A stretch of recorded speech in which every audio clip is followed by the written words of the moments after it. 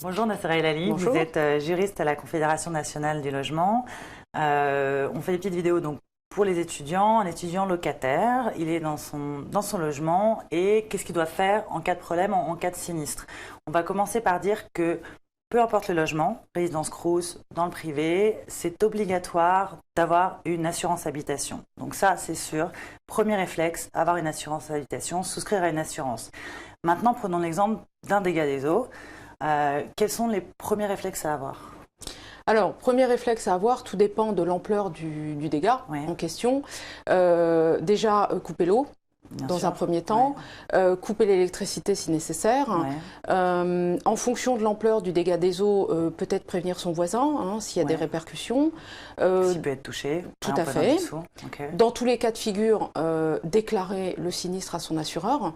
Donc on bénéficie d'un délai de 5 jours, mais à partir du moment où on constate le dégât des eaux, le mieux est d'appeler tout de suite son assureur, également son propriétaire, c'est très important. Donc si on est dans une résidence Crous, aller voir le gardien immédiatement pour qu'il dépêche un technicien avec lequel il a l'habitude de travailler. Donc important d'appeler son assureur tout de suite parce que le mieux est d'intervenir le plus rapidement possible sur l'origine de la fuite, bien entendu. Donc soit votre assureur dépêche un technicien habituel, soit ils vous demandent de le faire. Généralement, ils le font eux-mêmes. D'accord. De toute façon, on téléphone à son assureur et voilà, on voit avec eux, c'est eux qui, chaque assureur, va dire la démarche à suivre. Tout à fait. D'accord. Et au niveau des dégâts, au niveau un petit peu des dommages couverts, qu'est-ce qui relève de l'étudiant, du locataire, qu'est-ce qui relève du propriétaire? Est-ce qu'on peut faire une généralité?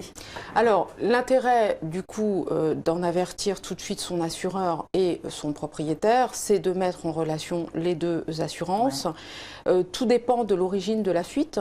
Si la fuite est due à un manque d'entretien du locataire, il faut savoir qu'il est tenu d'opérer toute réparation locative dont la liste est fixée par un décret notamment. Si c'est dû à des jointures inexistantes, là il va engager sa responsabilité.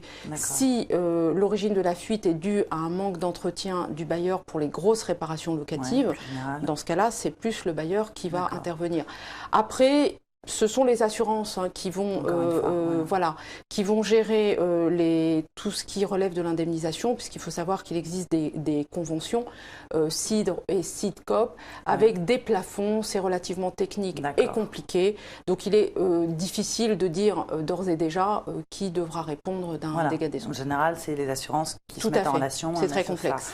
Très bien. En cas de litige, en cas de problème, où justement le locataire et le propriétaire se relancent la balle, qu'est-ce que peut faire le locataire? Quels sont les recours?